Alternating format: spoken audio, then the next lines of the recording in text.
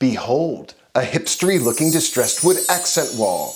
I'm going to show you how I put mine together and teach you a few tips and tricks, and hopefully you can avoid making some of the same mistakes that I did.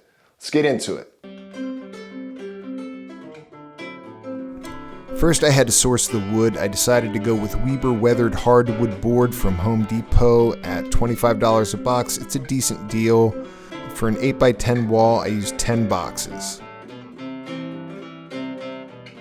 When I brought the wood home, I used a miter saw to cut the wood into 3 different sizes to create more variation and give it more of a natural look.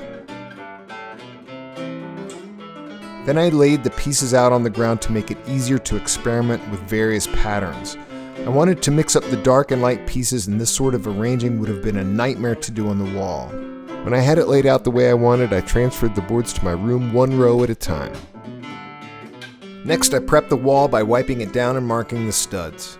I planned to glue and nail the planks to it, even though this would make removal difficult in the future when these walls go out of style.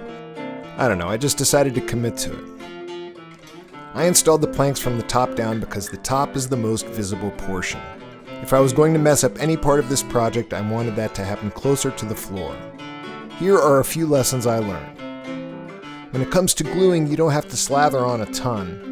Just think of tacking the boards against the wall and then using your brad nailer to reinforce the bond. Another thing to keep in mind is that even though these boards are mass-produced, they're not all the same size and shape. These millimeter variations create gaps that are a headache to fix after the fact. A black Sharpie paint pen can really help. Line up your boards first, see where the gaps are, and fill them in with the pen before you nail the boards down. You might also want to paint the sides and the cut ends of your boards to help the pieces blend together.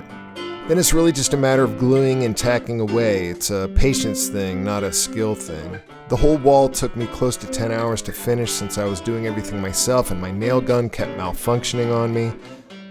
So here you have the finished product. I like it. It's warm and kind of manly. You know, just like me. What do you think, buddy? Huh? Rex, what do you think, buddy? Well, I hope you found this video helpful. If you used any of these tips to create a wall of your own, just give me a shout. Love to hear about it. Thanks for watching.